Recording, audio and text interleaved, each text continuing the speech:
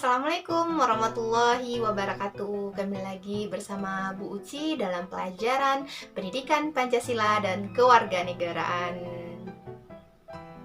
Pertemuan minggu lalu, Ibu sudah menjelaskan mengenai bagaimana sih proses perumusan dan pelaksanaan sehingga terbentuknya Pancasila itu sendiri, di mana dari BPUPKI, PPKI, Piagam Jakarta, barulah terumus yang namanya Pancasila.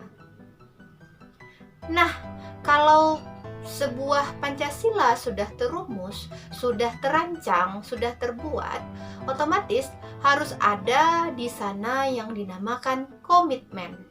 Apa itu komitmen? Ayo, siapa yang tahu apa itu komitmen? Komitmen adalah sikap yang ditandai dengan adanya rasa memiliki perhatian dan ingin mewujudkan cita-cita. Itu yang dikatakan komitmen. Jadi, komitmen para pendiri bangsa untuk supaya Pancasila itu harus selalu terjaga, di mana para pejuang bangsa itu lebih mendahulukan kepentingan bangsa, kepentingan negara dibandingkan kepentingan pribadinya. Itu termasuk juga dengan komitmen pribadi bagi para pejuang bangsa kita terdahulu. Oke, ciri-ciri dari komitmen para pendiri bangsa adalah 1. Mengutamakan semangat persatuan dan kesatuan supaya bangsa Indonesia ini tetap kokoh.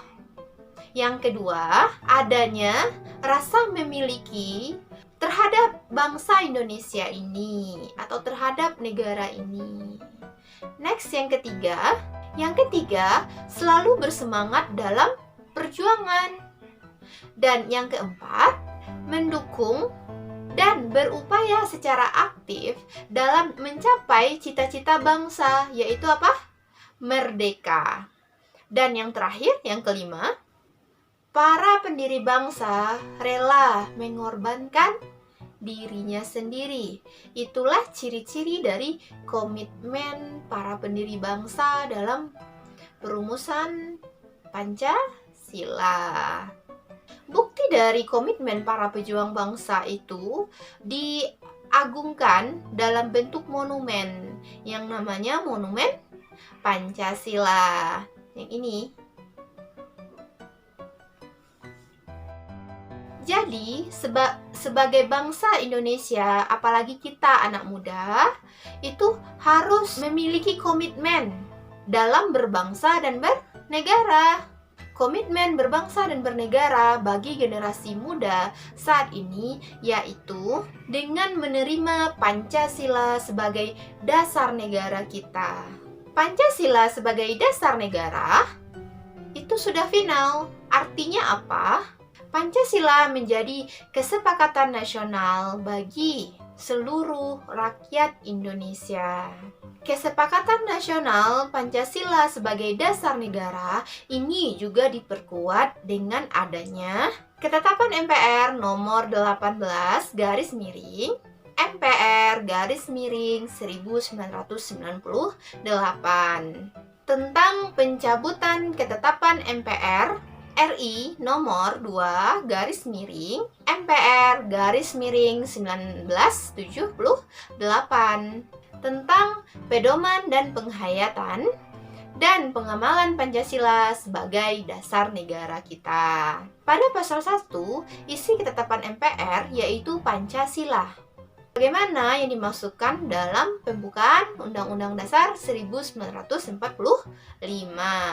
Pengertian Pancasila sebagai dasar negara itu termuat dalam alinea keempat pembukaan Undang-Undang Dasar 1945.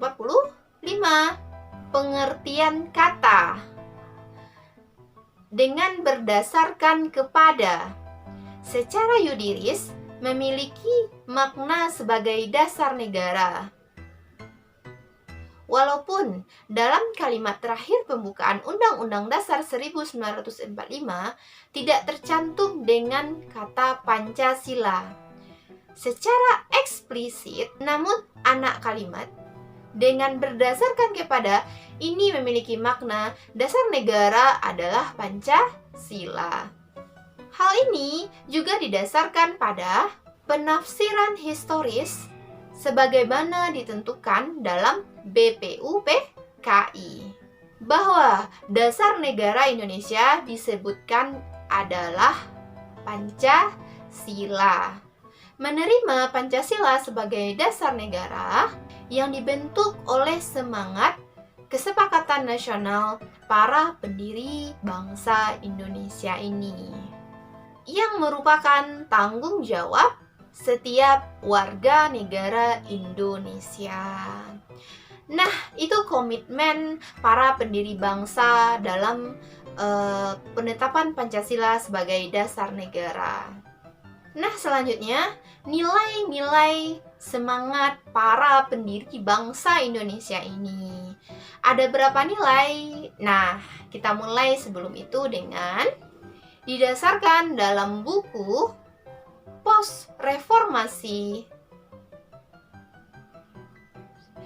Merekonstruksi Semangat Pancasila dan Reformasi Berbasis Online tahun 2019, karya Cakti Indra Gunawan.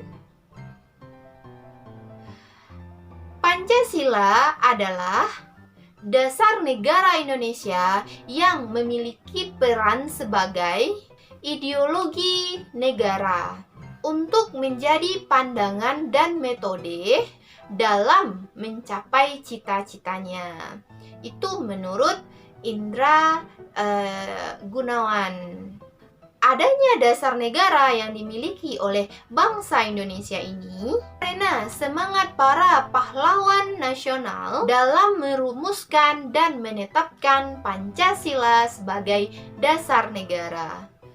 Semangat yang dimiliki para pahlawan merupakan salah satu bukti cintanya terhadap bangsa dan negara Indonesia. Semangat kebangsaan yang dimiliki oleh para pejuang kita dinamakan nasionalisme dan patriotisme. Oke, nasionalisme adalah paham atau ajaran untuk mencintai bangsa dan negara sendiri. Itu yang dikatakan nasionalisme. Faktor pembentuk nasionalisme bagi seorang pejuang atau sebagai seorang bangsa adalah 1. Faktor objektif. Faktor objektif didasarkan kepada warna kulit, bahasa, budaya, adat istiadat, agama, serta juga ras. Nah, yang kedua, ada yang namanya faktor subjektif. Faktor subjektif para pejuang bangsa Indonesia ini adalah berupa cita-cita, semangat yang timbul atas dasar nasionalisme ini. Jadi paham ya, nasionalisme itu apa? Paham atau ajaran yang mencintai bangsa dan negara itu sendiri, memiliki 2 faktor.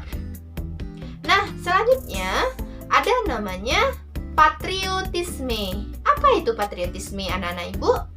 Patriotisme adalah sikap seseorang yang bersedia mengorbankan segala-galanya, baik jiwa, raga, harta, untuk kejayaan dan kemakmuran tanah air ini. Itu yang dikatakan patriotisme. Jadi bukti dari nasionalisme itu yaitu patriotisme.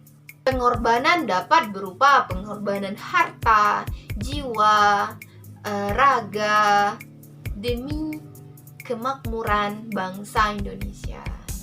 Nah, itulah nilai semangat para pendiri bangsa. Ibu harapkan anak-anak ibu juga harus memiliki nilai-nilai ini supaya bisa kedepannya kita semua, terkhususnya anak-anak ibu, bisa memajukan negara kita ini. Untuk tugasnya, silahkan dicatat materi penting dari video yang Ibu jelaskan ini, serta anak-anak Ibu identifikasilah semangat para pendiri bangsa negara kita ini. Contoh, Insinyur Soekarno, nilai semangat apa yang dimilikinya? Seperti jiwa dan semangat merdeka, nasionalisme, patriotisme, idealisme yang tinggi. Ada juga para pendiri negara yang lainnya seperti Muhammad Hatta, Muhammad Yamin, dan Supomo. Silahkan anak-anak Ibu identifikasi, cari dari berbagai sumber dan dikumpulkan pada 5 hari ke depan paling lambat. Oke, semangat terus belajar dan jangan lupa selalu bersyukur. Assalamualaikum warahmatullahi wabarakatuh.